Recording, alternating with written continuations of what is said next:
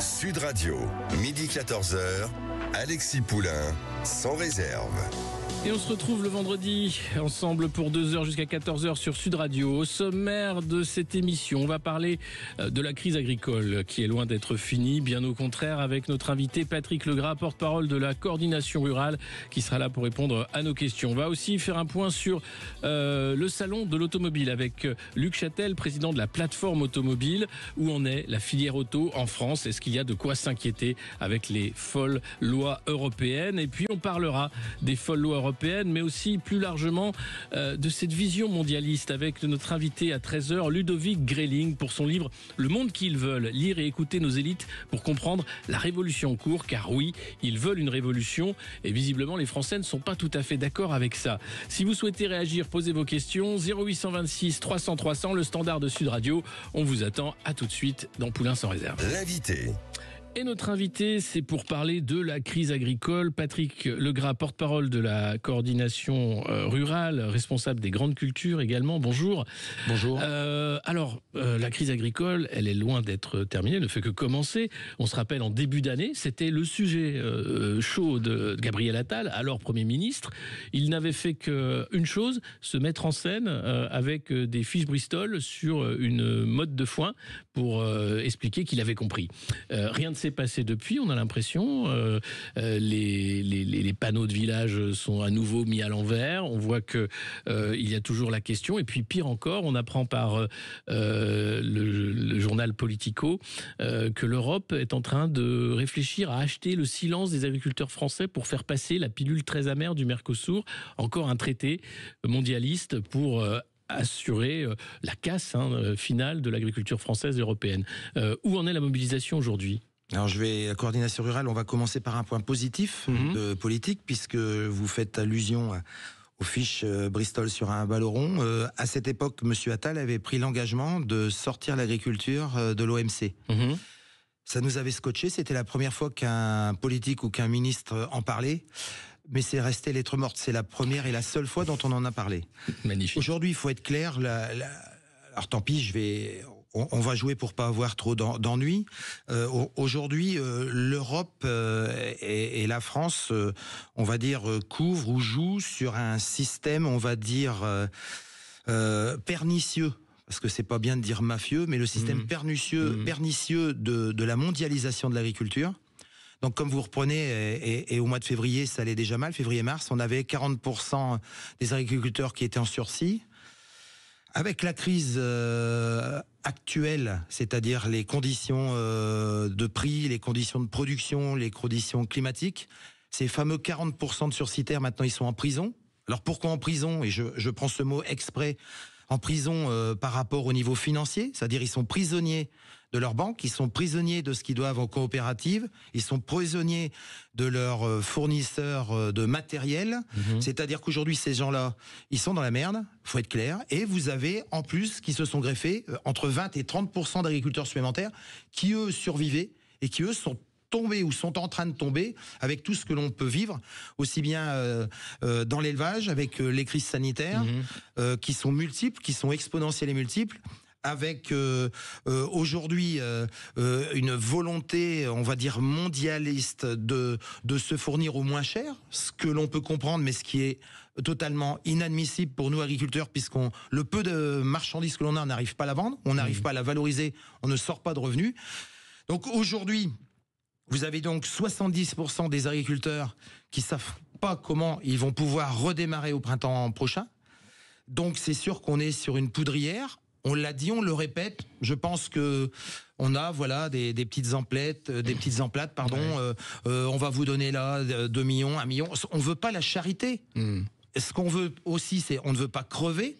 Ce que l'on veut uniquement, c'est qu'on mette sur la table ces fameux marchés mondiaux où on demande en France et en Europe toujours plus de transparence, toujours plus de traçabilité, mais à un prix mondial. Alors moi, je suis totalement d'accord si nos industriels, si nos politiques vivent au prix mondial, dans les bidonvilles. Moi, ça me dérange pas. Mais aujourd'hui, il faut qu'on arrête. Il faut qu'on arrête et on ne peut pas aller plus loin. Aujourd'hui, pour qu'un agriculteur vive, c'est ce que m'a dit un autre agriculteur, il faut avoir le meilleur rendement puisqu'on est déjà la référence. Il faut qu'on ait les meilleures conditions climatiques. Il faut qu'on ait une qualité irréprochable. Et là, on arrive à survivre. Alors évidemment, comme on peut dire, quand on a totalement l'inverse, comme en 2024, ouais, mais ça va plus arriver. Donc on va vous faire survivre, on va vous redonner une petite bouée, mais on veut pas l'aumône. Donc il s'agit en fait de temporaliser la fin d'un monde, la fin d'un secteur agricole d'une certaine façon. Enfin, il y a de la trahison à tous les étages. Quand on voit Lactalis, par exemple, qui va progressivement baisser son achat de lait français pour acheter du lait européen, du lait international, il y a une volonté aussi de dire c'est le marché, débrouillez-vous. Après tout, moi je suis pas responsable des agriculteurs français. Mais la coordination rurale est un syndicat qui n'a aucun lien avec aucun industriel, aucun système mondialiste. Nous sommes le seul syndicat à pouvoir nous revendiquer d'aucun lien. Aujourd'hui, c'est très très simple. Aujourd'hui, donnez-nous les moyens par les médias de voir les industriels, puisque c'est le cas aujourd'hui, de dire voilà, vous achetez français ou vous achetez au meilleur prix.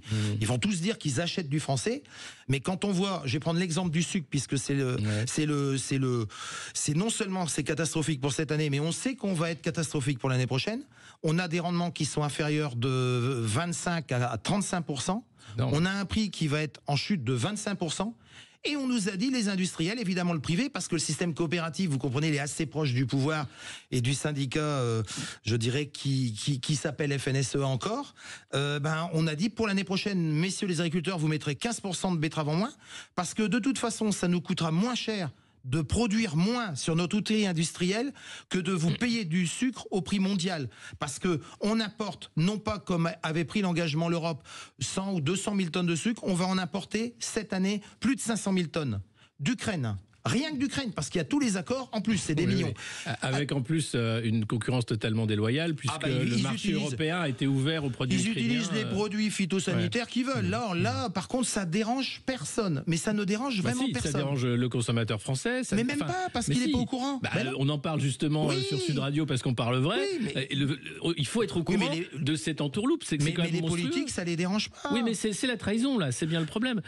Où en est la mobilisation ? Parce que on voit qu'il y a des choses qui se préparent, mais est-ce que il va y avoir des choses qui peuvent changer ? Enfin, des paroles, il y en a eu beaucoup. Vous disiez Gabriel Attal sur l'OMC, mais ça sert à rien les paroles. Maintenant, ce qu'on veut, c'est des actes. Depuis janvier, on veut des actes.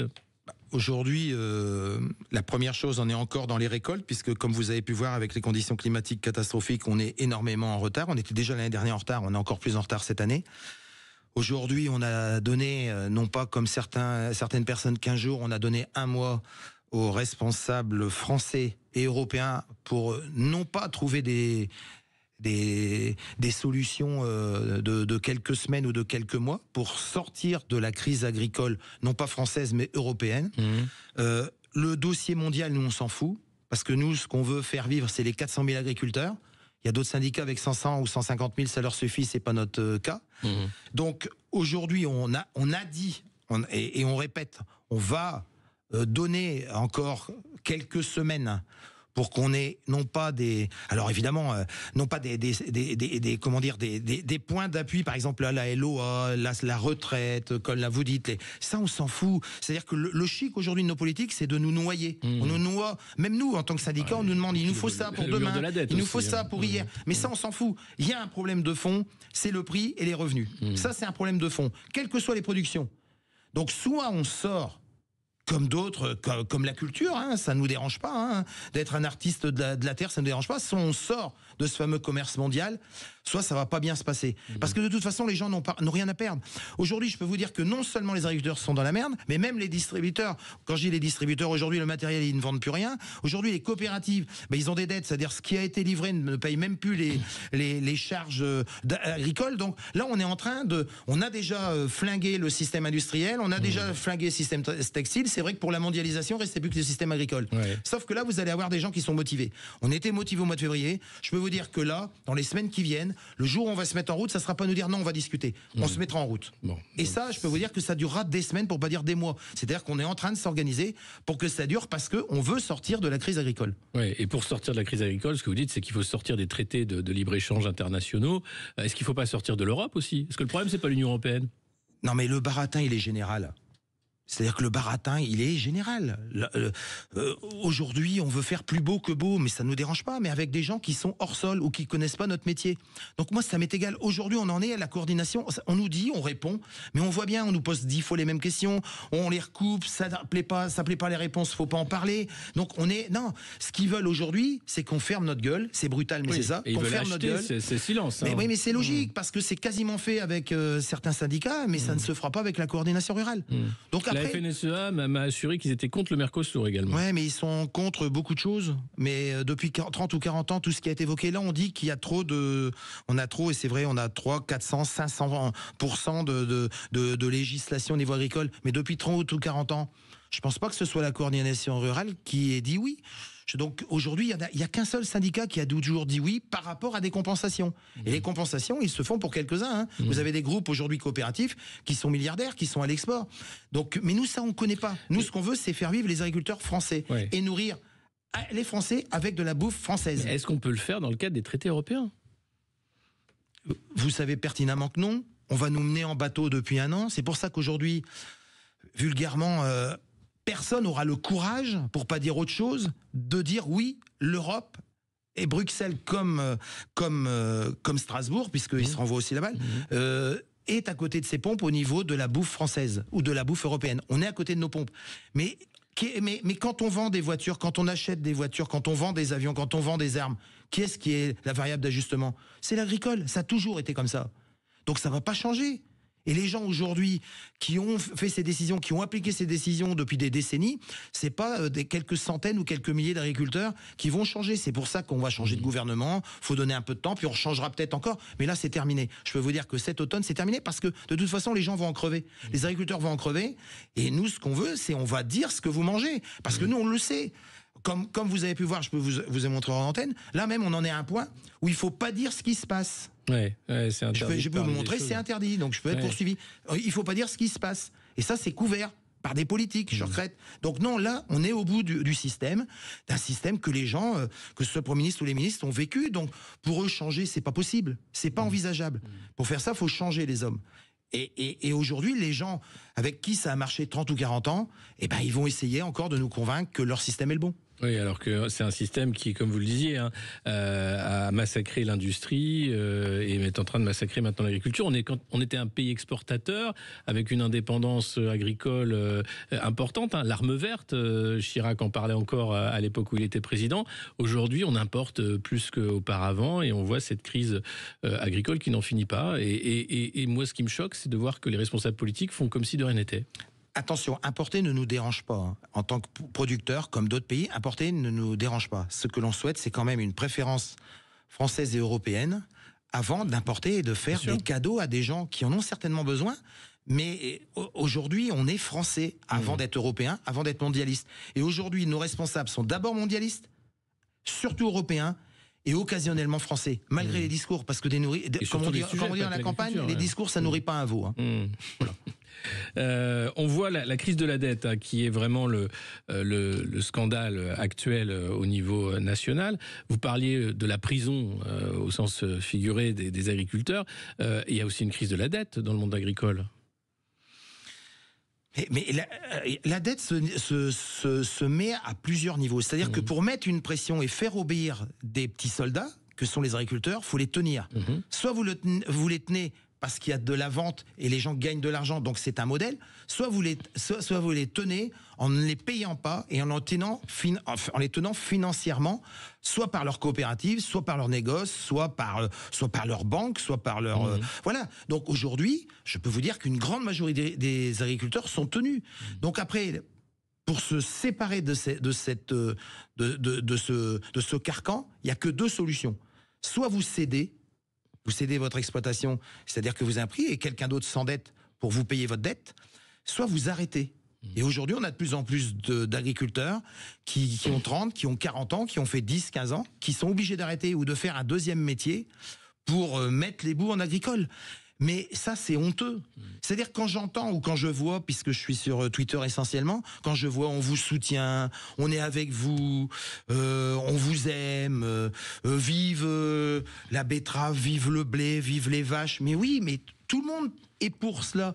Mais la vraie vie, c'est de vivre et de tirer un revenu de son travail. Bien sûr, ouais. Donc être solidaire, quand vous êtes dans la merde, vous êtes solidaire, mais à un moment donné, mais vous n'êtes pas solidaire tous les jours. Quand vous dites est-ce que je vais finir le mois, est-ce que la banque elle va pas venir me chercher le tracteur, est-ce que la COP elle va pas me couper les vivres, est-ce que je vais... Donc c'est ça. Aujourd'hui cette solidarité elle existe depuis des dizaines d'années et ça fait plaisir. Moi-même quand j'ai des amis qui viennent à la ferme, je leur mène un tour, je viens leur montrer, mais c'est sympa. Mais c'est pas la réalité. Vous vivez de votre travail, vous aimez votre travail, vous élevez vos enfants avec l'argent que vous sortez de votre travail. Aujourd'hui, dans l'agricole, pour plus de 70% en 2024, ce sera non seulement impossible, mais les gens mangeront de l'argent. Donc aujourd'hui, manger de l'argent, d'accord, nous ce qu'on veut, c'est que les gens mangent notre nourriture. C'est pas de bouffer de l'argent pour essayer de mettre les bouts. Et ça, c'est connu, reconnu, mais c'est l'Europe, par le système de mondialisation qui fait qu'on va décider de ce que peut-être le petit Français aura le droit non seulement de produire, parce qu'aujourd'hui ça en est là, on produit ce qu'on nous dit de produire, mais en plus de ce qu'on va pouvoir aujourd'hui vendre. C'est-à-dire qu'aujourd'hui, quelle est la profession qui vend de la marchandise qui est payée 1 an après ? 18 mois après, moi je fais de la production de lin, c'est un des produits les plus naturels, je produis mon lin, je vais avoir des acomptes et j'aurai mon prix définitif en décembre 2025. Trouvez-moi une autre profession qui est payée à 18 mois. Ouais, c'est difficile. C'est honteux et ça reste normal parce que ça a toujours été comme ça. Merci beaucoup Patrick Legras, porte-parole de la coordination rurale, d'être venu parler au micro de Sud Radio de cette triste réalité d'une crise agricole qui n'en finit pas. On en reparlera bien entendu puisque visiblement des actions se préparent. À tout de suite sur Sud Radio. Alexis Poulain, sans réserve, l'édito. Alors là, Emmanuel Macron se rend compte qu'il est seul et que oui, malgré ce qu'il ne voulait pas, c'est une cohabitation. Il ne peut plus faire confiance à personne, pas même au ministre du gouvernement Barnier. Il était très fâché au Conseil de l'Europe suite aux propos qui avaient été rapportés de ce qu'il avait dit sur Israël qui devrait respecter l'ONU puisque le pays a été créé suite à une résolution de l'Organisation des Nations Unies. On l'écoute. Je dois vous dire combien j'ai été stupéfait de lire tant de commentaires, de réactions, y compris de responsables politiques étrangers ou français, devant des propos que j'aurais tenus sans se poser la question de savoir ce qu'ils disaient et ce que j'aurais exactement dit. Eh oui, évidemment, propos rapportés qui ont fait parler beaucoup de monde, y compris Gérard Larcher, le président du Sénat, qui a critiqué Emmanuel Macron, sans compter Benjamin Netanyahou, le Premier ministre israélien, qui a immédiatement répondu à Emmanuel Macron. Il continue, cette fois-ci, en donnant la leçon un peu à tout le monde.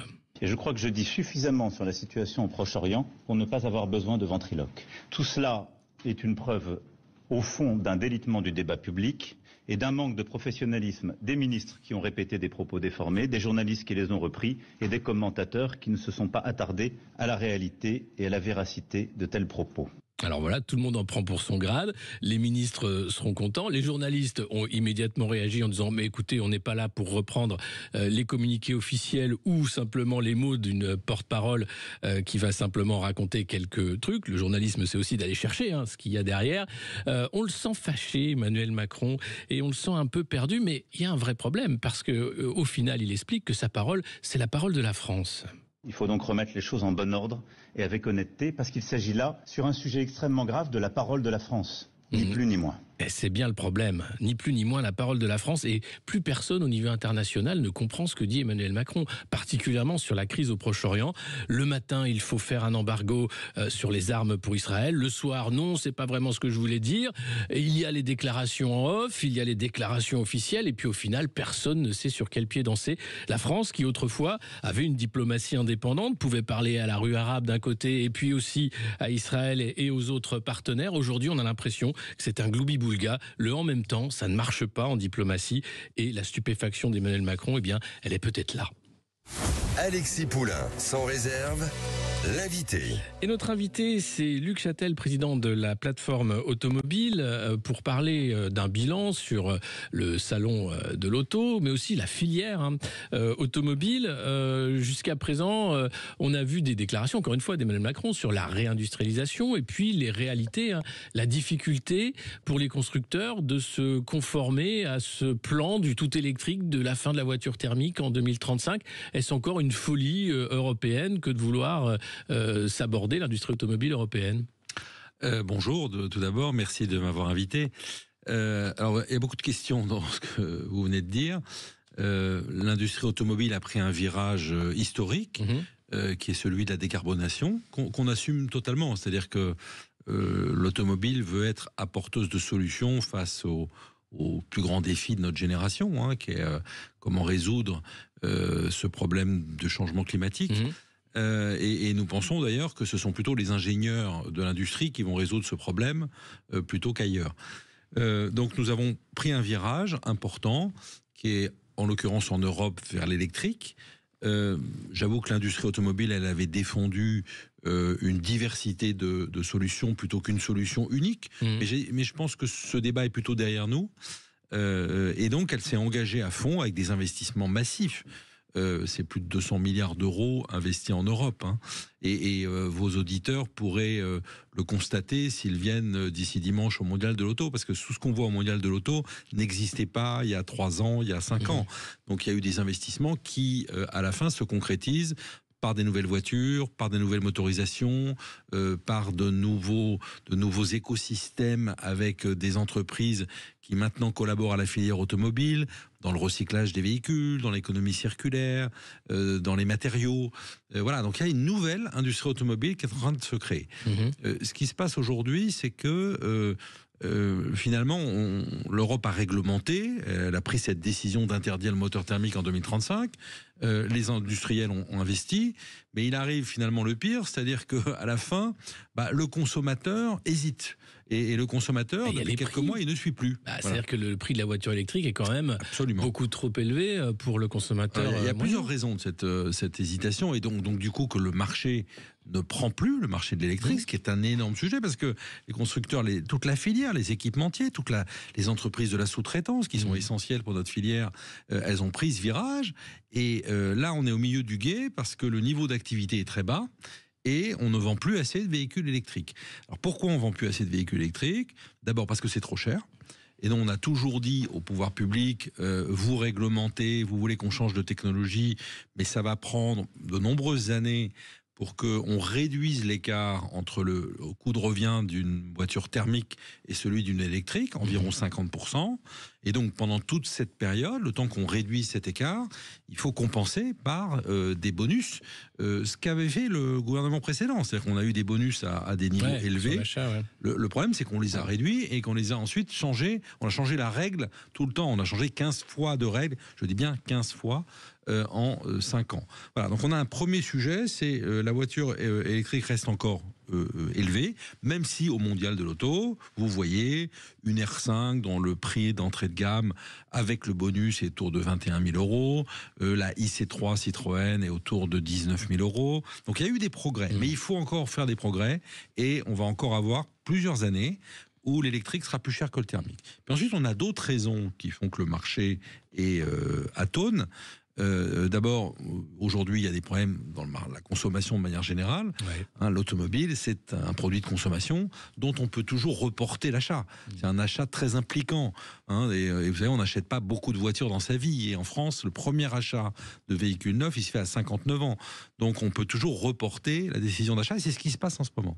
Puis enfin, dernier élément, j'évoquais les bonus, mais je pourrais évoquer les malus, je pourrais évoquer tous les dispositifs d'accompagnement. Vous allez aujourd'hui dans une concession automobile, c'est incompréhensible de savoir ce à quoi vous avez droit en bonus, si vous allez être taxé. Vous avez des voitures qui bénéficiaient de bonus il y a 3 ans, qui maintenant vont avoir des malus. Vous avez des voitures qui n'ont pas de malus au niveau national, qui en ont dans les ZFE. Bref, incompréhensible. On voudrait tuer le marché et l'effondrer davantage qu'on s'y prendrait pas autrement. Voilà, donc ça, c'est un énorme sujet pour la filière automobile. Donc le fait que ce soit illisible en fait pour l'acheteur de se dire mais où on va, et puis la question du prix de l'électricité avec on voit la taxe comme variable d'ajustement, finalement la promesse aussi de l'électrique moins chère qui pourrait ne pas être tenue à cause des taxes là encore.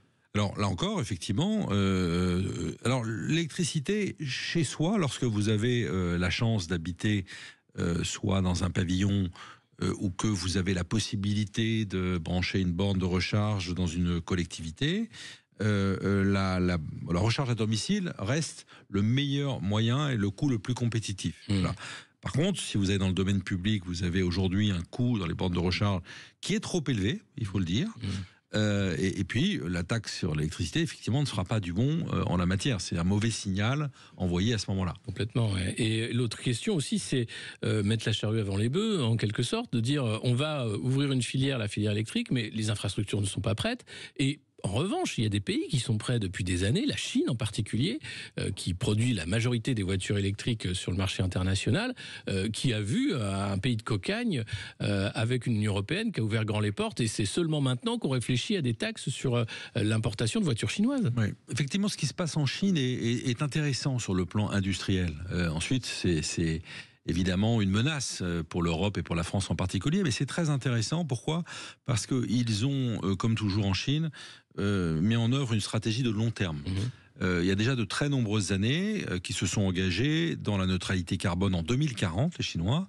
Ils ont investi massivement dans leurs industries au pluriel, mais en laissant la diversité technologique, c'est-à-dire qu'ils n'ont pas choisi une solution unique. Oui. Ils sont devenus les champions de la batterie. Pourquoi ? Parce qu'ils avaient un savoir-faire qui venait notamment des téléphones mobiles. Ils étaient des producteurs de batteries, comme les Coréens, comme les Japonais. Et à partir de ça, ils sont allés sur l'automobile. Oui, par exemple, BYD, qui est présent au Mondial de l'Auto, qui est le premier constructeur chinois. BYD, c'est une entreprise qui est d'abord toute jeune, qui date de 1995, alors que le salon, c'est le 90e édition. Ouais. Donc ça vous donne des repères. Mais au départ, ils sont nés dans le téléphone mobile. Et c'est à partir de leurs expertises en la matière qu'ils sont allés vers la batterie. Et donc, ils ont investi massivement dans l'électrique. Ils ont un marché domestique qui est le premier mondial, 30 millions de véhicules. C'est ça. Du coup, ils sont devenus les premiers producteurs d'automobiles au monde et les premiers exportateurs. Voilà. Et donc, face à cela, comment on réagit ? Vous savez, l'Europe, elle a déjà connu des invasions comme ça de pays émergents dans l'automobile. Je pense évidemment à ce qui s'est passé dans les années 70 avec les Japonais. À l'époque, on disait c'est une catastrophe, l'industrie automobile européenne va couler. Voilà. Il y a eu les Coréens qui sont arrivés avec des voitures d'ailleurs de grande qualité dans les années 90. Et à la fin, les Européens ont réussi à se maintenir. Simplement, donc ils craignent pas la compétition, la concurrence en tant que telle. Hein. Les groupes automobiles ils sont habitués à la compétition. Oui, et puis c'est des groupes mondiaux. Donc voilà, exactement. Par contre, il faut que cette concurrence et cette compétition soient loyales. Il faut qu'il y ait un terrain de jeu connu. C'est ça le sujet. Et donc, que la Commission européenne décide d'enquêter pour voir s'il y a des aides d'État, c'est assez logique. Hein, et en l'occurrence, elle a démontré qu'il y avait des aides d'État massives qui biaisaient la concurrence. Et donc, qu'il y ait des barrières douanières provisoires qui permettent de compenser ces écarts entre les constructeurs chinois et les Européens pendant un certain temps, ça peut être utile pour la période de transition. L'impression d'une énorme naïveté quand même des responsables européens qui se rendent compte seulement maintenant qu'il y a une aide d'État, une stratégie d'État. La captation des terres rares pour la production de batteries, enfin c'est pas nouveau. Le fait de savoir que les Chinois s'étaient organisés depuis des années, c'est pas nouveau. Comment ne pas anticiper ça en réalité ? Voilà, je vais plus loin, mais vous avez entièrement raison, je vais plus loin. L'Europe a décidé de s'aborder son industrie automobile. C'est-à-dire que l'Europe est le leader aujourd'hui des moteurs diesel. La France est le pays qui a les meilleurs moteurs diesel petite cylindrée au monde. Voilà. Donc on a un capital, un patrimoine industriel exceptionnel, un savoir-faire unique, où nous maîtrisons toute la chaîne de valeur. C'est-à-dire que vous avez aujourd'hui, dans la plateforme automobile que je préside, vous avez des petites entreprises, des moyennes entreprises, des territoires qui ont une expertise exceptionnelle dans la forge, la fonderie, la mécanique, etc. Et c'est des savoir-faire qui se transmettent de génération en génération. Donc on a un capital, un patrimoine unique. Nous, on décide de l'arrêter. Alors qu'il y avait des efforts qui avaient été faits pour réduire la pollution des moteurs diesel, des progrès incroyables. En 20 ans, faut imaginer que les voitures que vous verrez au Mondial de l'automobile, elles émettent 2 fois moins de CO2 qu'il y a 20 ans, voitures neuves, en moyenne, au kilomètre parcouru. Ensuite, elles émettent 10 fois moins de particules, ou elles émettent 3 fois moins d'oxyde d'azote. Donc il y a eu des efforts en R&D. L'automobile est le premier secteur en matière d'investissement dans l'innovation, la recherche, premier secteur pour déposer les brevets en France. Eh bien, ce travail a déjà obtenu des résultats. Voilà. Donc maintenant, nous avons changé de technologie, mais ce qui est ahurissant dans le choix qui a été fait, c'est que on a décidé d'abandonner la technologie sur laquelle nous étions forts pour choisir la technologie chinoise, où les Chinois ont 15 ans d'avance sur nous et où ils sont leaders mondial. Donc c'est un peu surréaliste, quoi. C'est complètement surréaliste. Écoutez, on va en parler dans un instant. On va marquer une courte pause. Vous pourrez poser vos questions 0826 300 300 à notre invité Luc Châtel pour parler de ce suicide de l'industrie automobile européenne. Alors suicide avec des guillemets, il y a quand même des lueurs d'espoir. À tout de suite sur Sud Radio. Alexis Poulain, sans réserve, l'invité.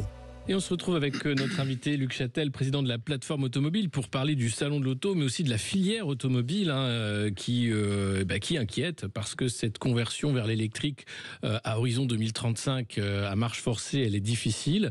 Est-ce que 2035, d'ailleurs, cette date qui a été annoncée par les autorités européennes, c'est une date qui est dans le marbre ou est-ce qu'elle va pouvoir être renégociée, décalée si on voit que ça ne prend pas et qu'il faudra peut-être donner 5 ans, 10 ans de plus pour qu'on arrive à une transition ? Alors, c'est effectivement la date qui a été décidée en 2022, au moment de ce qu'on appelle le Green Deal, a été voté.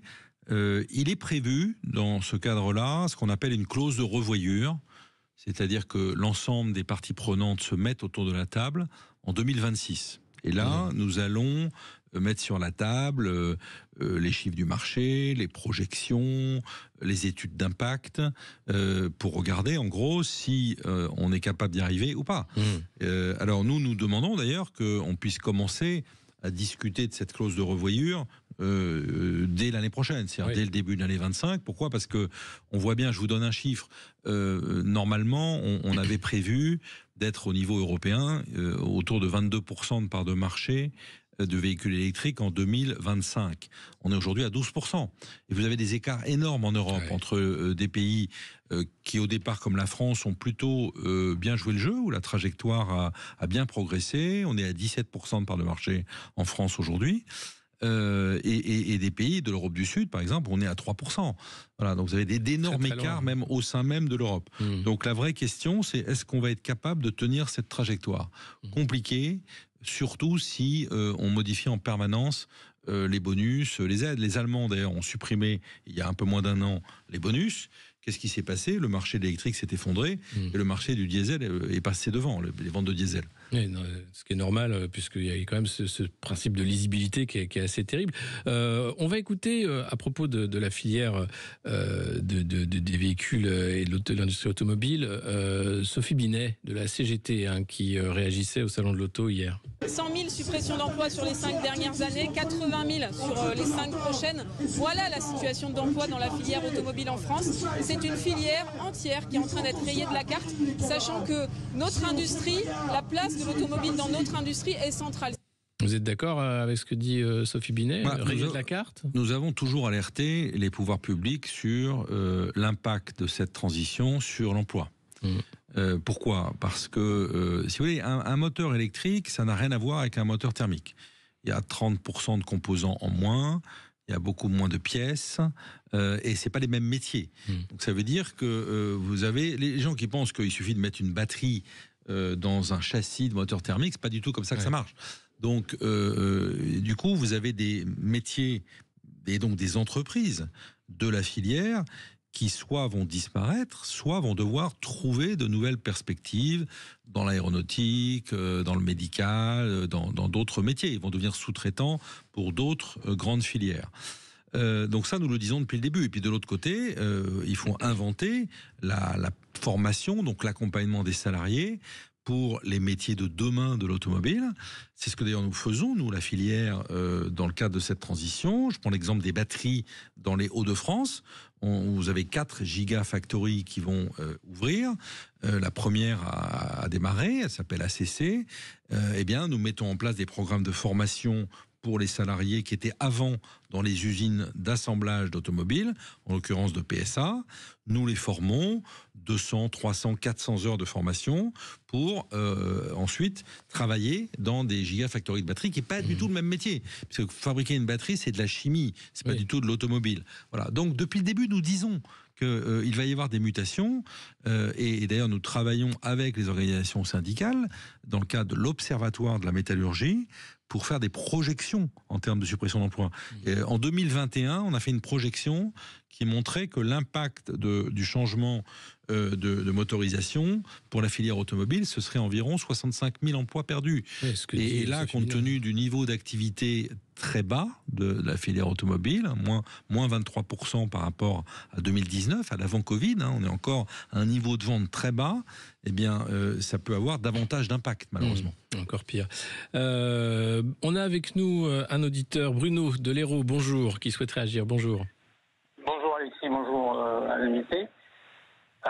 Oui, j'avais deux points moi qui m'interrogent un peu. C'est par rapport donc aux véhicules électriques et leur coût. L'amortissement en général de ce véhicule se fait sur X années comparativement aux moteurs thermiques, en sachant que la batterie, une fois qu'elle est morte, son coût de remplacement est énorme. Que l'usure des pneus aussi n'a rien à voir avec les véhicules thermiques. Et deuxième point, je sais que les Chinois vont inonder de véhicules électriques toute la zone Europe, mais ils travaillent déjà sur le moteur à hydrogène qui pourra fonctionner sur les moteurs thermiques. Donc, est-ce que l'Europe, la France, n'est pas en train de se saborder ? C'est un peu ce qu'on dit depuis le début avec notre invité Luc Châtel. Merci Bruno. La diversité aussi des motorisations, la filière hydrogène, il y avait 7 milliards d'euros qui devaient être fléchés vers cette filière et on se rend compte que peu a été dépensé, qu'on ne sait pas où ça va et que là aussi il y a un abandon d'une potentielle filière de bassin d'emploi Alors la filière dans l'automobile, nous investissons beaucoup dans l'hydrogène. D'ailleurs au Mondial de l'Auto, on voit ces technologies. Nous avons la chance d'avoir dans notre filière de grands équipementiers en France qui sont experts spécialistes de l'hydrogène, comme Forvia, comme Hope Mobility ou comme Michelin, et qui développent des piles à combustible et des réservoirs d'hydrogène, qui sont une des solutions possibles pour décarboner les transports. Et puis il y a une autre technologie qui est évoquée par votre auditeur, qui pourrait être la combustion d'hydrogène, c'est-à-dire qu'en gros, on met de l'hydrogène directement dans les moteurs thermiques. Cet exemple illustre le fait que on est revenu un peu au moment des pionniers de l'automobile. C'est-à-dire que, vous savez, les industriels, je l'ai dit au début, le génie français, c'est des génies d'ingénieurs. Il y a des inventions fantastiques. On en voit là encore beaucoup au Mondial de l'Auto, du passé et du futur. Et donc, on est capable, en parallèle, de développer plusieurs technologies. L'hydrogène en fait partie, très clairement. Ensuite, il y a plein de questions qui se posent.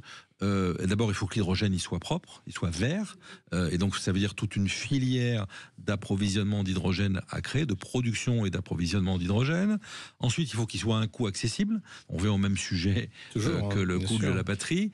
Voilà, donc ça pourrait être, par exemple, pour les poids lourds, ça pourrait être pour les cars, pour les trains, pour les bateaux. Voilà les pistes un peu qu'on suit en parallèle. Est-ce qu'il y a de l'optimisme quand même aujourd'hui, même s'il y a une certaine inquiétude vis-à-vis du marché et du futur? Est-ce qu'il y a quand même des points d'appui pour l'industrie française et européenne de l'automobile? Si vous voulez, quand vous allez au Mondial de l'Auto, vous pouvez être qu'optimiste parce que vous voyez le chemin parcouru. Vous voyez les voitures qui sont présentées, où l'autonomie des véhicules électriques a augmenté de 30 à 50%. Aujourd'hui, la i3008 qui est présentée par Peugeot, elle fait 650 km d'autonomie, si vous voulez. La R5, elle est à 400 km d'autonomie. Donc, il y a eu des progrès considérables de la part des constructeurs. Vous avez des progrès en matière de sécurité des véhicules. Vous avez des progrès énormes, des investissements énormes dans ce qu'on appelle le software, la connectivité du véhicule, la voiture intelligente. Aujourd'hui, votre voiture voiture, elle a des multifonctions. Vous savez, il y a dans une voiture particulière qui est en vente aujourd'hui, vous avez ce qu'on appelle 200 millions de lignes de code, c'est-à-dire des points de connexion et des microprocesseurs. C'est 20 fois plus que dans un avion. Voilà, 20 fois plus que dans un avion. C'est de la haute technologie. Donc la voiture, c'est devenu l'objet connecté le plus intelligent. Donc ça, c'est ça rend optimiste parce que ça veut dire que il y a eu des investissements massifs, il y a une inventivité, une capacité d'innovation qui va finir par nous permettre d'avoir les solutions en la matière. Simplement, ça prend du temps et aujourd'hui, on est un peu au milieu du gué. Alors justement, si vous souhaitez aller au Salon de l'Auto et voir un peu toutes ces innovations, Sud Radio y est présent. On parle auto, il y est demain en direct du Salon de l'Auto, du stand Renault avec Laurence Perrault et Jean-Luc Moreau. Voilà, merci beaucoup Luc Châtel d'avoir été notre invité. Et on se retrouve dans un instant pour la suite de notre émission où on parlera de la vision des globalistes et du monde qu'ils veulent. Sud Radio. Alexis Poulain, sans réserve, l'invité. Alors, on parlait en première partie d'émission de l'OMC, l'Organisation mondiale du commerce, qui fait bien du mal à nos agriculteurs. On va parler encore de l'OMC, du traité de Rome, de la trilatérale, du Bilderberg, de l'ONU, de l'OMS, du World Economic Forum et du monde qu'ils veulent. Lire et écouter nos élites pour comprendre la révolution en cours. C'est Ludovic Greiling qui a écrit ce livre édifiant. Bonjour. Bonjour.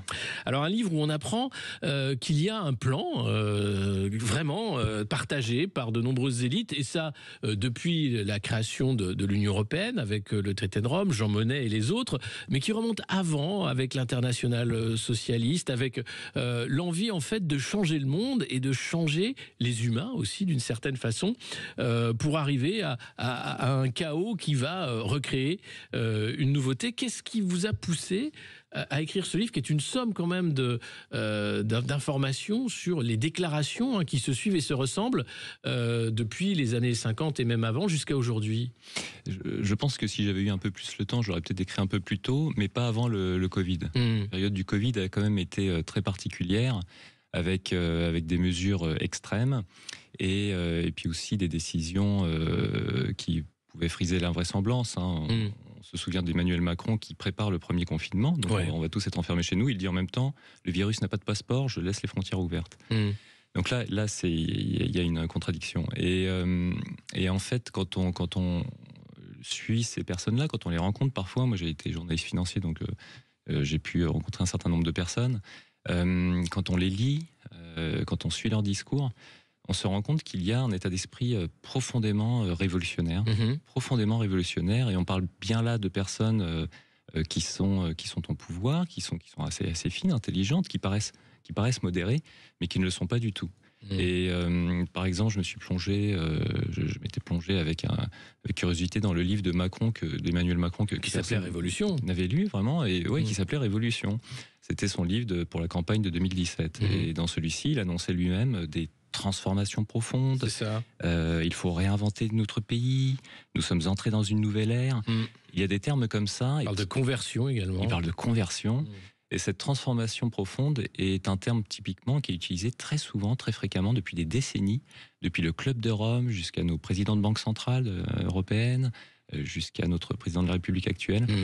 Et ça dit quelque chose et il fallait se pencher dessus. Oui, parce qu'il parle de cette révolution écologique censée transformer nos campagnes, révolution technologique qui nous oblige tous.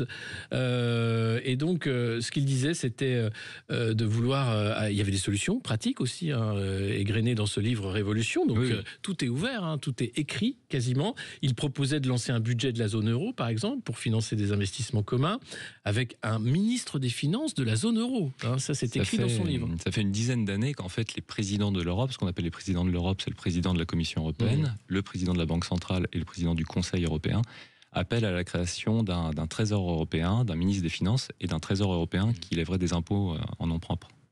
Alors justement, dans ce livre, on se rend compte que l'Union européenne, le projet européen, porté par des élites, est d'essence antidémocratique.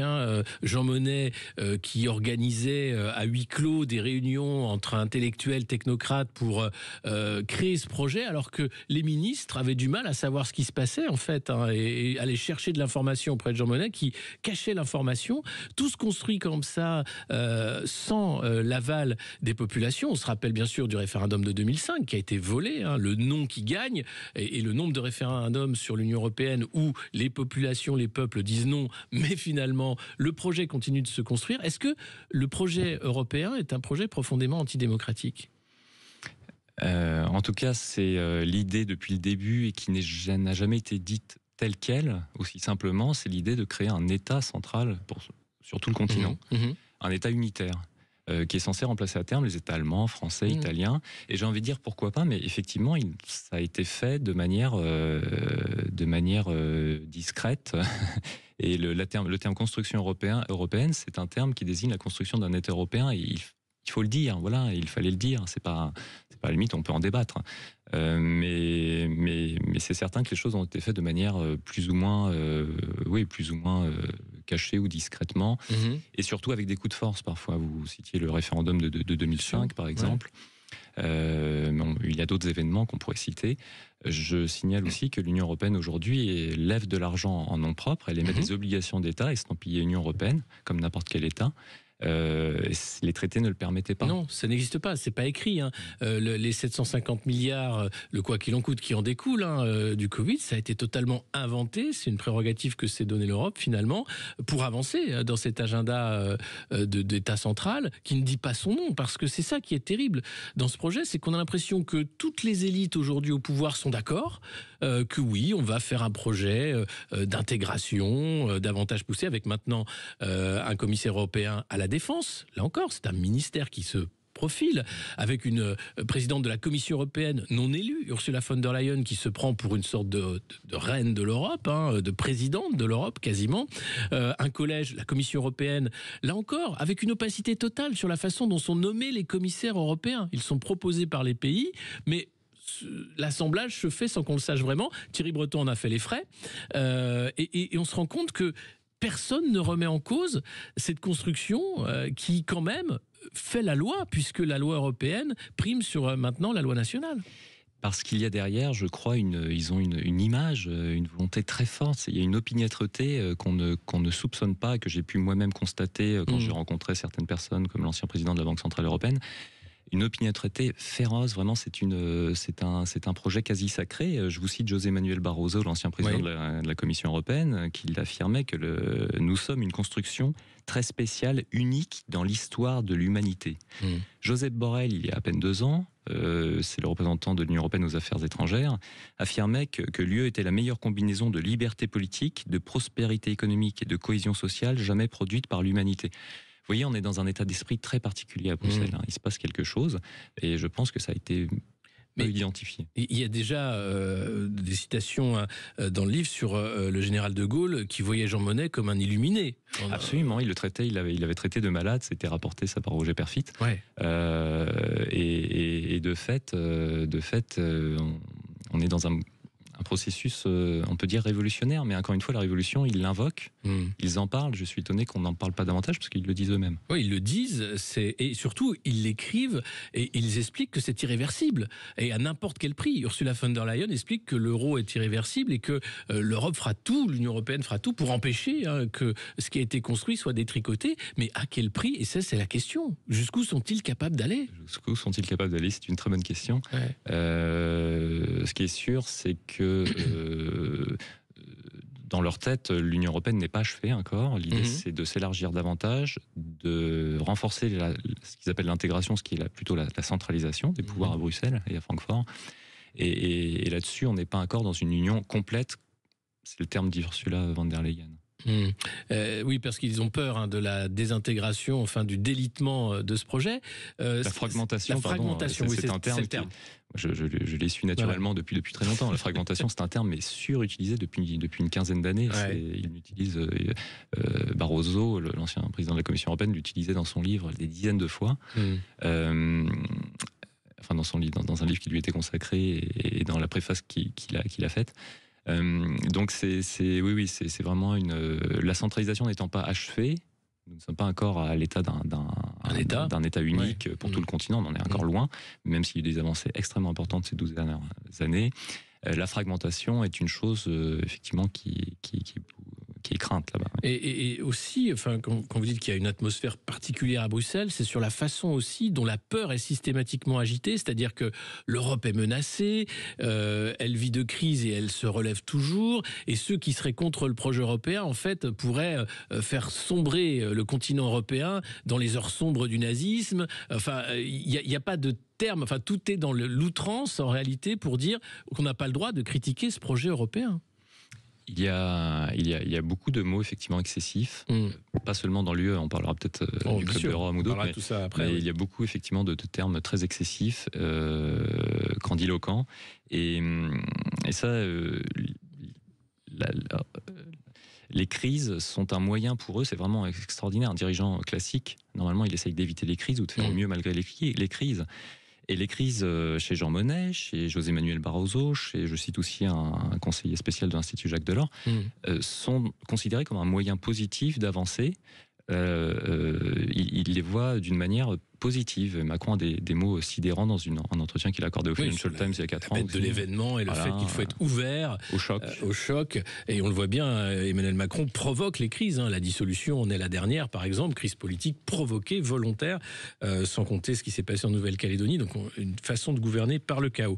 On va marquer une pause et on se retrouvera dans un instant avec Luc Grilling pour parler de ce livre édifiant, Le monde qu'ils veulent, comprendre les élites et la révolution en cours. Si vous souhaitez réagir, posez vos questions. 0826 300 300 au standard de Sud Radio. À tout de suite. Sud Radio. Alexis Poulain, sans réserve, l'invité. Et on se retrouve avec notre invité Ludovic Grilling pour son livre Le monde qu'ils veulent, comprendre la révolution en cours et le projet mondialiste par les mots, les prises de parole publiques des responsables, de Pascal Lamy en passant par Christine Lagarde, Emmanuel Macron, bien sûr Klaus Schwab, Rockefeller, Georges Soros et autres.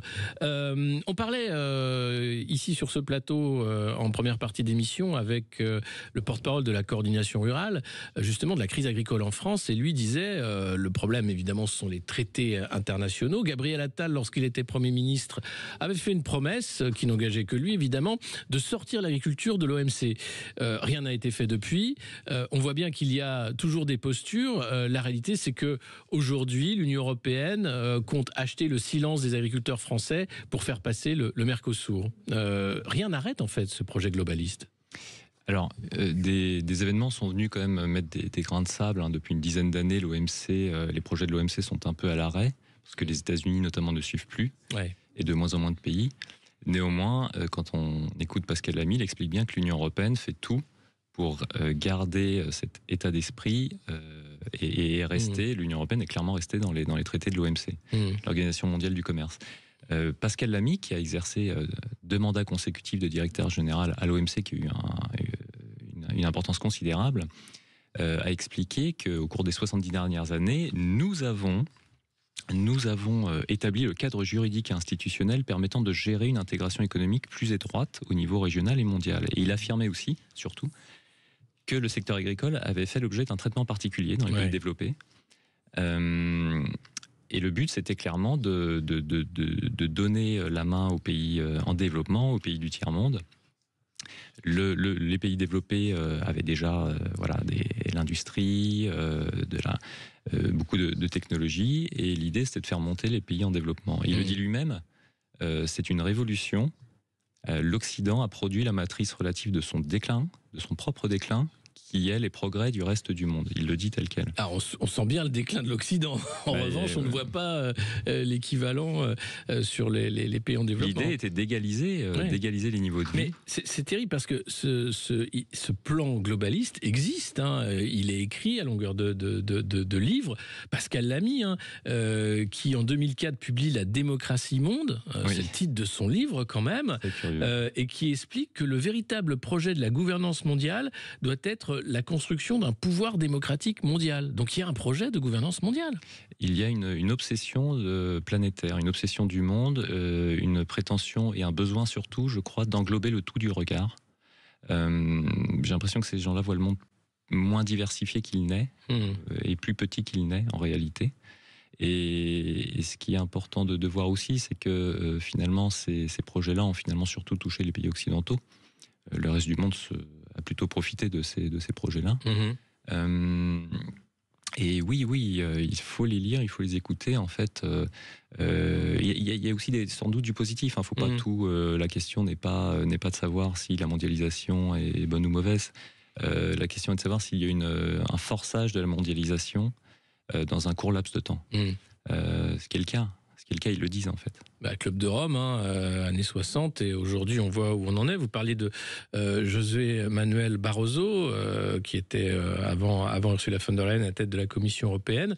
Un discours de 2009 à Bruxelles. La gouvernance mondiale a besoin d'Europe en tant que terrain d'expérimentation idéal pour la mondialisation, avec ses règles supranationales et ses institutions. L'Europe a une expérience politique unique et une légitimité particulière. L'Europe, donc l'Union européenne, c'est un terrain d'expérimentation idéal pour la mondialisation. Un terrain d'expérimentation, absolument. C'est pas le seul à le dire. Donc nous sommes des hamsters. Il y a un petit peu de ça sans doute. Et donc il y a de la mondialisation économique, il y a une forme de mondialisation politique, mais encore une fois ça touche essentiellement l'Occident, les pays occidentaux. La Chine a profité mais sans suivre. Politiquement elle s'est pas mise sous le contrôle de l'OMS, de l'OMC, de l'ONU. La Russie pareil, l'Inde pareil, l'Afrique pareil. Finalement, l'essentiel de ces projets-là sont partis d'Occident. Ils ont touché l'Occident. C'est logique finalement. Et on voit que c'est vraiment l'Occident qui se saborde. C'est le plan pour le monde. Finalement, ces mondialistes voient les terres agricoles comme une seule et unique, et pas des territoires qui sont liés culturellement, historiquement, avec des organisations sociales. Eux, c'est juste combien d'hectares de blé on peut faire n'importe où pour le faire venir. C'est d'où d'ailleurs l'achat de terres agricoles par Bill Gates. On va parler de ces milliardaires soi-disant philanthropes qui ont ces visions globaliste également. C'est la négation en fait des spécificités culturelles. Oui, il y a on voit bien qu'il y a dans cette vision qu'ils ont en tête un monde. Ils ont la vision d'un monde assez plat, la vision ou la volonté d'un monde unique, surtout unique, pas tellement unifié d'ailleurs, mais plus unique, où les barrières culturelles, sociales, économiques, agricoles, etc. sont un peu à raser. Et il y avait une volonté d'égalisation du monde. Mais peut-être fallait-il le dire aux populations concernées aussi. Oui, c'est ça qui est terrible dans ce projet, c'est qu'il avance à pas feutrés, il se cache en fait, il ne dit pas son nom, gouvernance mondiale, pour ce qui est du projet fédéraliste européen, création d'un État européen. Donc finalement, les gens ne sont pas informés de ce qu'il a dans la tête des élites. C'est pour ça que ce livre est d'utilité publique, parce qu'on rentre dans leur tête et on comprend quel est le projet. Et il y a eu un déficit d'information, ça c'est absolument certain, et ça c'était un peu le travail aussi peut-être des médias et des journalistes. Donc on parle sur quelques décennies, voilà, maintenant les choses sont ce qu'elles sont, mais il y a eu un déficit d'information assez flagrant, mais aussi parce que ces personnes-là, elles en parlent publiquement, mais pas ce qui est public n'est pas grand public. Et donc oui, on peut voir dans certaines réunions, etc., dans des choses qui sont éventuellement filmées ou pas, mais dans des réunions auxquelles on peut accéder, dans des écrits publics. Mais effectivement, après, ça ne devient au grand public que quand le débat s'en empare. Et par exemple, le livre Évolution d'Emmanuel Macron, j'ai pas vu de vraiment beaucoup de lecture critique, de lecture détaillée. Ouais, non. Mais vous parlez de ce qui est public. Il y a quand même une culture du secret à la Commission européenne, par exemple. Si vous voulez avoir accès à un compte-rendu de réunion de la Commission européenne, le plus souvent, vous aurez droit à non, on ne peut pas vous le donner puisque ce serait dangereux pour le secret des délibérations. Oui, vous avez raison. Il y a des journalistes qui avaient enquêté, notamment Feu Christophe Deloire, sur les travaux de la Commission européenne. Effectivement, on est là en plein. Il donnait cette impression que vraiment il y avait ce manque de transparence digne digne un peu de l'Union soviétique, Oui. il faut le dire. Ah oui. Et on parlait tout à l'heure de l'Union européenne. Il y a 20 ans déjà, un célèbre dissident soviétique, Vladimir Bokovski, comparait très sérieusement, ça lui faisait pas plaisir du tout, parce qu'il avait dû partir d'Union soviétique pour aller en Europe de l'Ouest, et il avait comparé l'Union européenne à l'URSS, parce qu'il voyait beaucoup de parallèles, de choses semblables. Oui, le Politburo, la façon dont finalement c'est une petite élite qui gouverne sans démocratie réelle, et puis les lois coercitives. Alors, la seule chose qui diffère, c'est que ce que vous dites, c'est inédit dans l'histoire politique, c'est que là on a un système, un modèle qui prône l'ouverture totale à l'extérieur, la fin des frontières, le monde ouvert, mais la coercition à l'intérieur. Pour le modèle soviétique, c'était coercition à l'intérieur et fermeture des frontières. Là, on a un mix des deux, le pire des deux mondes en quelque sorte, qui est inédit dans l'histoire de l'humanité. Je ne sais pas si c'est inédit dans l'histoire de l'humanité, ne reprenons pas leur terme, mais en tout cas, c'est effectivement une nouveauté. Vous avez parfaitement raison. L'Union soviétique était un système totalitaire, mais c'était un glacis fermé. L'Union européenne a tendance à être, au contraire, un glacis totalement ouvert. Mais en interne, il y a une énorme coercition. Mais c'est ce que vous dites. Enfin, la crise sanitaire du Covid était une épiphanie, en fait, une grille de lecture pour comprendre ce projet, puisque d'un côté, on laissait les aéroports ouverts, le virus ne respecte pas les frontières, et de l'autre côté, on obligeait les Français à rester chez eux, le grand confinement, et on les limitait dans leurs déplacements, seulement 100 km, 1 km de chez soi. Mais en revanche, prendre l'avion, il n'y avait aucun problème. Si vous aviez, après, on a inventé évidemment encore la magie du pass sanitaire. Donc c'est un projet fou en fait, ça rend les gens fous ça. Et je crois que on parle beaucoup de l'Union européenne parce que c'est ce qui nous concerne en premier lieu, mais c'est un état d'esprit qui est un peu plus répandu que ça, qui est notamment très répandu à New York et au sein de l'Organisation des Nations Unies. On va en parler bien sûr. Et qui effectivement dépasse le cadre politique. En fait, la source elle est assez idéologique, psychologique presque. Et on s'en rend compte quand on lit encore une fois leurs écrits, qu'on suit leurs discours. Donc on va bien sûr reprendre ces écrits, et si vous souhaitez réagir, 0826 300 300, on marque une courte pause et on reprend cette lecture de la globalisation par leurs mots avec notre invité Ludovic Grelling dans un instant. À tout de suite. Sud Radio, midi 14h, Alexis Poulain, sans réserve.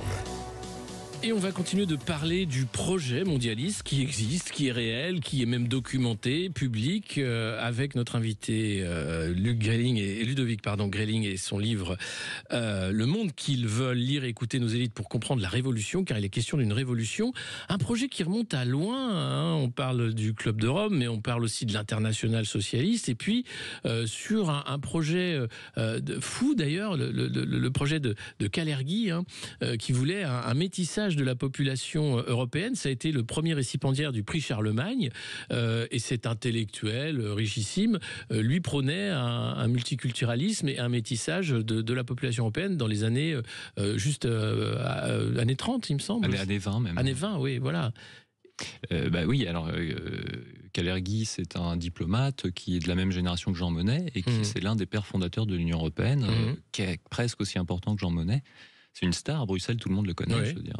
Et effectivement, il écrit en 1925 un petit ouvrage qui s'appelle Idéalisme pratique, et où il a des termes quand même. Ce serait bien peut-être effectivement de les lire rapidement, parce que pour voir l'état d'esprit qui règne. Et donc, il a des termes de type voilà. Donc l'humain du lointain futur sera un métis. La race du futur négroïdo-eurasienne, d'apparence semblable à celle de l'Égypte ancienne, pardonnez-moi, mais remplacera la multiplicité des peuples par une multiplicité des personnalités. Voilà, il attend l'émergence d'une race de maîtres spirituaux urbains. Oui. L'humain noble du futur ne sera ni féodal, ni juif, ni bourgeois, ni prolétaire, etc. Il sera synthétique. Synthétique. Mais voilà, donc là, on est face à un état d'esprit qui n'est pas équilibré, je veux dire. On est face à quelque chose de... Un projet messianique, enfin, de changer l'humain. La face du monde lui explique que les races et les classes n'existeront plus, et donc il n'y aura que des personnalités qui demeureront. Donc c'est un projet individualiste aussi, d'une certaine façon, de dire l'individu va exister dans une non-diversité, enfin, ou une diversité provoquée par le métissage. Je pense surtout qu'ils ont une vision virtuelle du monde et qu'ils cherchent à tout prix à y parvenir, à l'appliquer. Une vision qui n'existe que dans leur esprit, dans leur tête. Ouais. En tout cas, ça, là, on est dans quelque chose plutôt d'irrationnel. Donc, parler de plans et tout, c'est possible finalement, je veux dire, parce qu'on voit les choses advenir. Et on a aussi le généralissime pour l'Europe de l'OTAN, la principale organisation militaire au monde. C'est celui qui avait conduit les bombardements de la Serbie en 99, qui affirmait: l'Europe sera cosmopolite ou coulera. Il faut imposer le métissage partout. Les peuples non mélangés appartiennent aux idées périmées du 19e siècle. Pour passer au 21e, il ne doit exister que des États multiethniques. Et plus récemment, on a Ylva Johansson, la commissaire aux affaires intérieures européennes, qui explique que les migrations ont toujours existé, les migrations existeront toujours. Les migrations font partie de l'être humain. Il y aura toujours des migrants. Il n'est donc pas question d'arrêter les migrations. Cela n'arrivera jamais et c'est impossible. Mais pourquoi pas, mais... Jusque dans nos leaders politiques à nous, puisque je vais vous lire des mots, et je pense que les auditeurs vont être surpris quand ils vont découvrir qui les a prononcés.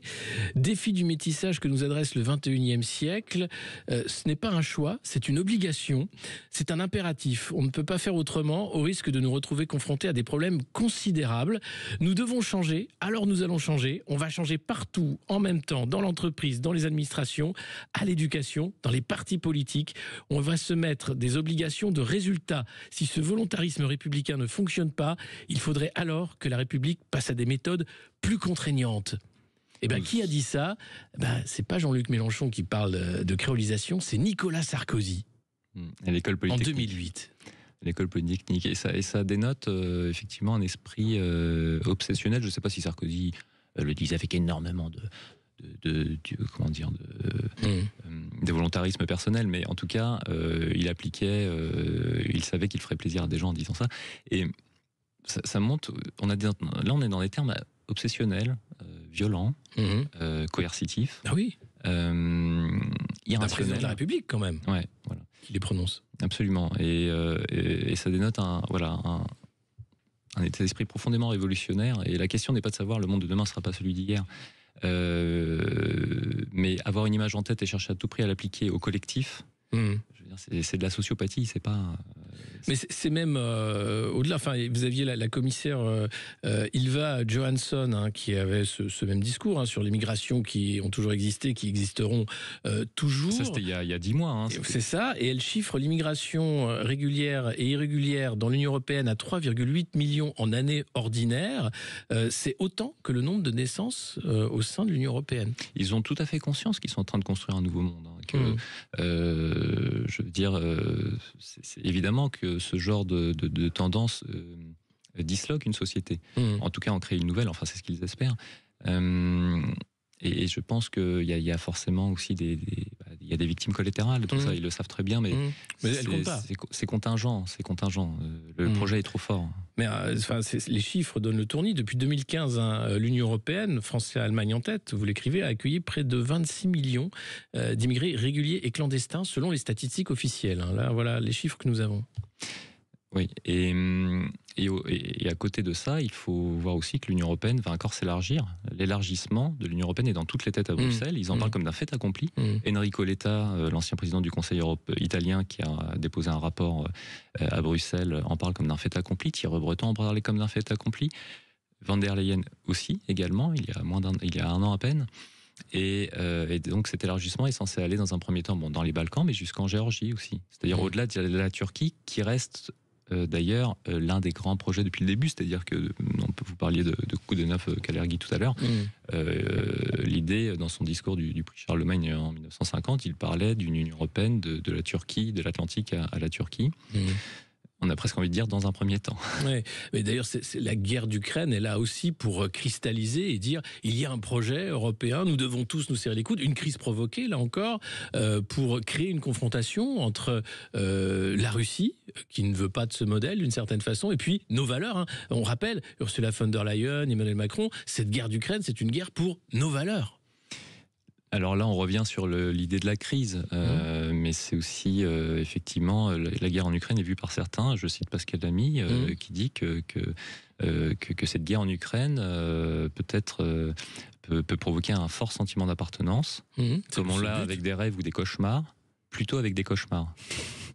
Il a dit ça il y a un an. C'est terrible. Il y a évidemment tous ces projets-là. On va prendre une auditrice avec nous, Claude à Perpignan. Bonjour. Non, c'est un auditeur. Mais un auditeur, pardon, j'ai pas eu dans le casque. Le prénom Claude est mixte. Ouais. Non.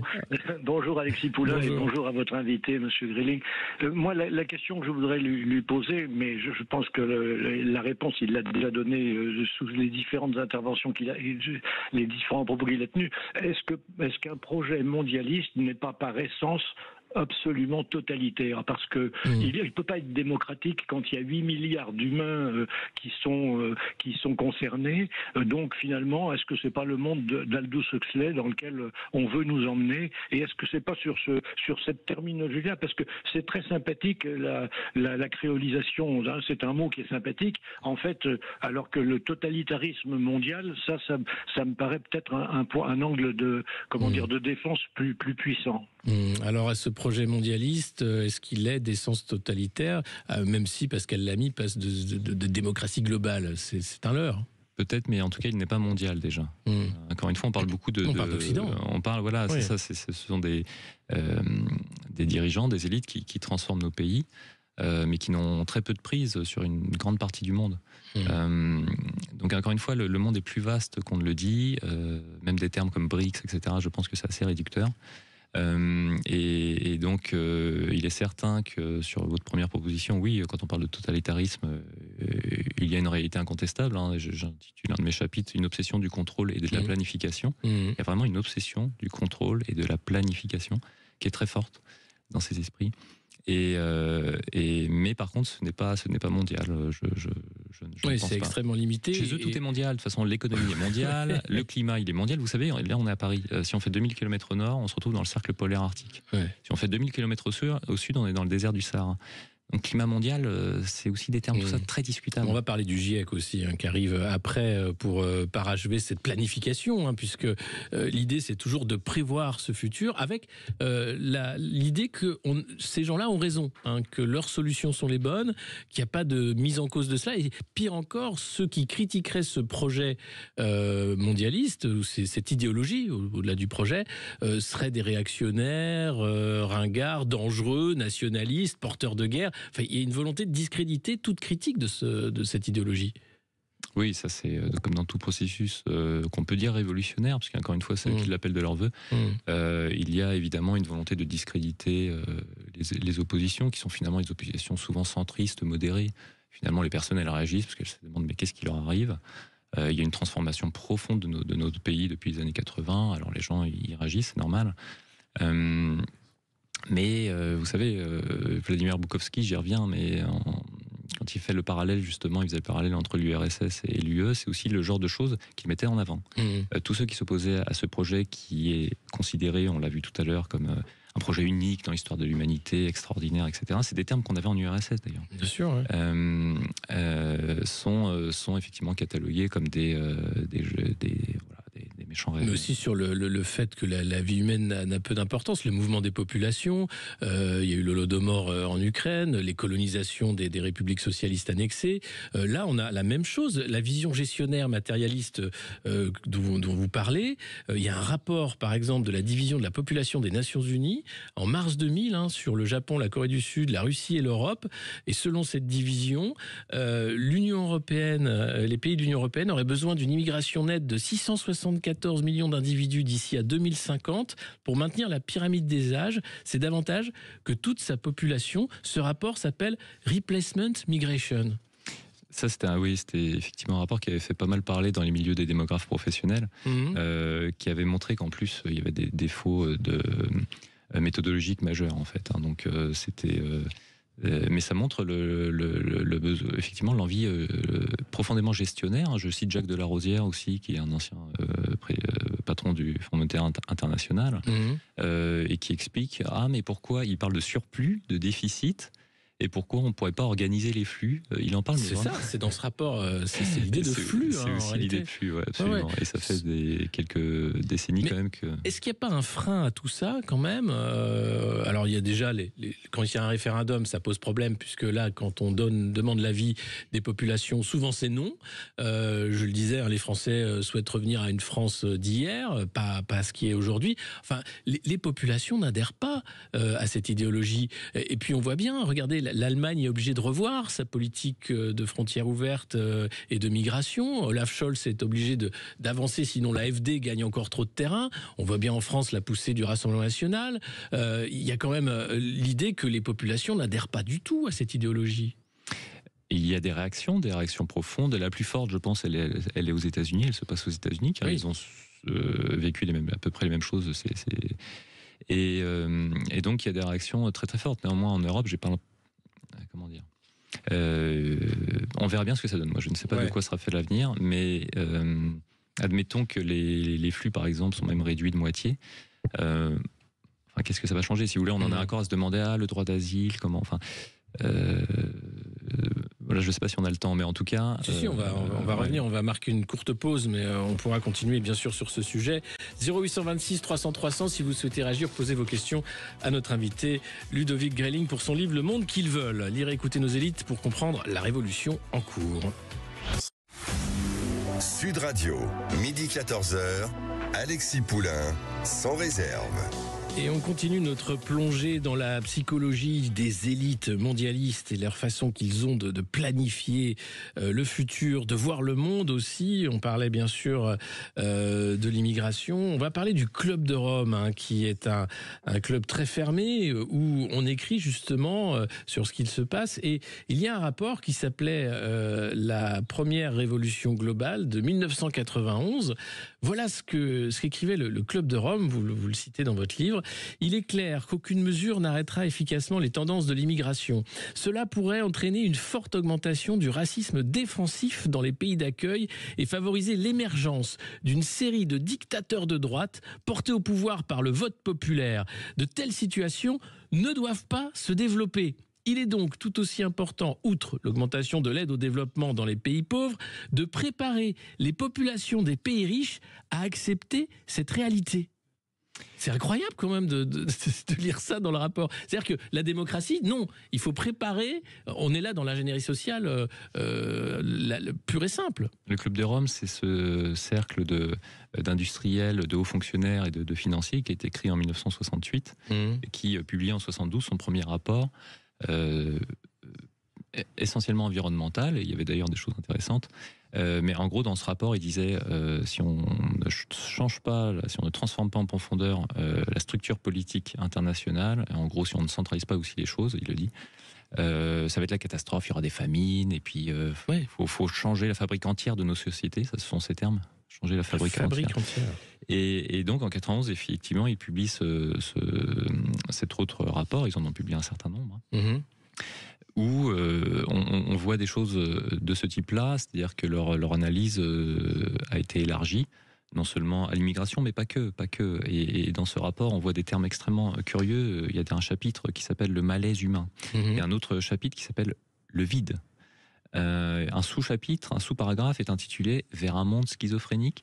C'est des gens, moi quand je les lis, etc., je vois des gens en fait très dépressifs et surtout pas équilibré. Pas équilibré. Le Club de Rome aujourd'hui c'est vu comme un cénacle de vieux sages visionnaires, etc.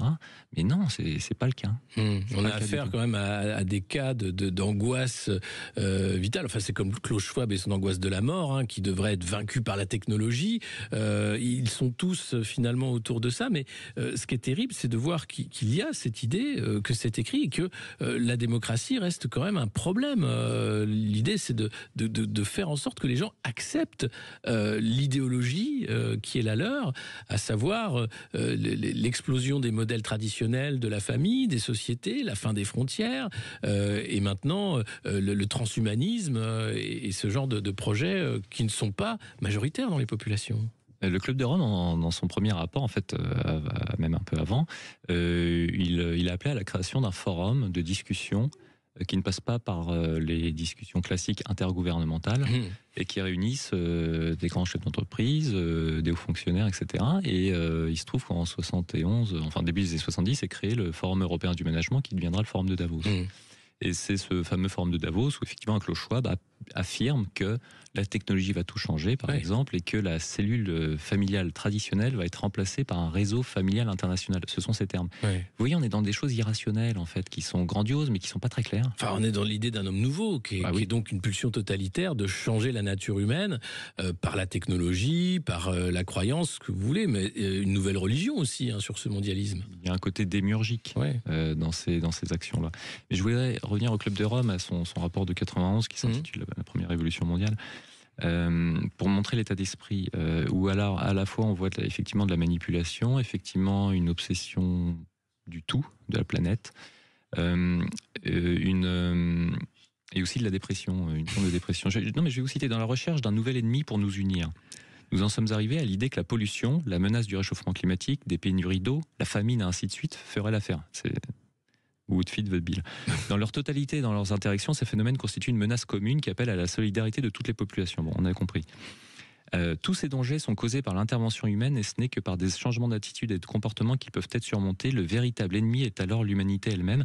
Il se trouve que le Club de Rome, c'était aussi un club de gens profondément malthusiens. Oui, c'est ça. Il y a une haine de l'humanité. Et le problème déjà posé sur la table dans les années 70, c'est la surpopulation.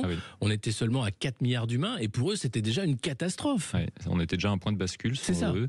Et on voit bien que non, en fait, ils se sont trompés. Mais pourquoi cette obsession de la réduction de la population mondiale ? Faut leur demander, mais ce serait bien déjà qu'on le dise un peu dans nos médias davantage. Ils ont une obsession on en parle, c'est bien pour ça. Non, mais tout à fait, pardon, mais je voulais dire par le passé. Les autres. Et vous avez absolument raison, il y a un malthusianisme extrêmement profond qui est partagé par d'autres gens. Je cite Jean-Claude Trichet, ancien président de la Banque Centrale Européenne, dans une réunion il y a 2 ans à l'Institut de France, où il reproduit le discours du Club de Rome et il explique qu'il va y avoir un problème, c'est pas possible, etc. On entendait la même chose il y a 50 ans, on entendait la même chose même il y a 100 ans parfois. Oui, mais c'est ça. Et d'autres personnes, Bill Gates est quelqu'un de profondément malthusien, c'est le premier quand même contributeur au budget de l'Organisation mondiale de la santé. C'est l'ONU, on est dans l'ONU là. Et c'est vrai que c'était d'esprit extrêmement développé. Donc, l'OMS qui expliquait qu'il voulait une loi supranationale pour les campagnes de vaccination, pour les pandémies. On a vu, le Covid a été une sorte de crash test grandeur nature pour voir jusqu'où il pouvait aller dans la gouvernance mondiale, avec l'idée que l'immunisation est un bien public mondial. Ça, c'est effectivement le lancement. Il y a un traité international qui est en cours de discussion. Donc l'idée effectivement de l'OMS, ce serait de devenir une espèce d'organisme mondial qui gère les problèmes sanitaires. Ce traité étant très largement la question sanitaire, on parle par exemple de changement climatique. Et initialement, en fait, l'idée avait été lancée par le président du Conseil européen, Charles Michel, juste après d'ailleurs la défaite de Donald Trump en novembre 2020. Et c'est là que dans le projet initial, il était parlé d'immunisation comme d'un bien public mondial. Donc, effectivement, les personnes sont considérées comme des biens déjà. Mais c'est terrible parce qu'il y a l'obsession de la pandémie, l'obsession de la limitation des populations. Et puis dans ce projet globaliste, en fait, on s'intéresse quand même beaucoup à l'individu, à sa biologie, au nombril des gens. On a le changement de l'individu avec aussi la poussée médiatique du transgenrisme, de dire que finalement on peut choisir qui on est, avec le transhumanisme qui dit que l'humain, c'est une machine qui peut être augmentée par d'autres machines. Il y a un non-respect de la vie humaine quand même dans ce principe-là, ce que vous dites, l'humanité comme un bien et l'humain comme une matière finalement malléable. Chacun un peu effectivement ses créneaux en fait. Le forum de Davos a ses propres créneaux.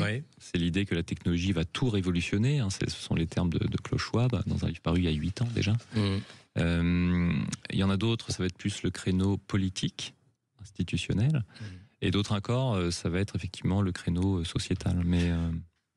Il y a de quoi faire sur tous ces créneaux. Merci beaucoup Ludovic Gréling. Je vous recommande vraiment la lecture de ce livre, Le monde qu'ils veulent, lire, écouter nos élites pour comprendre la révolution en cours. C'est édifiant de voir ce qui a été dit toutes ces années.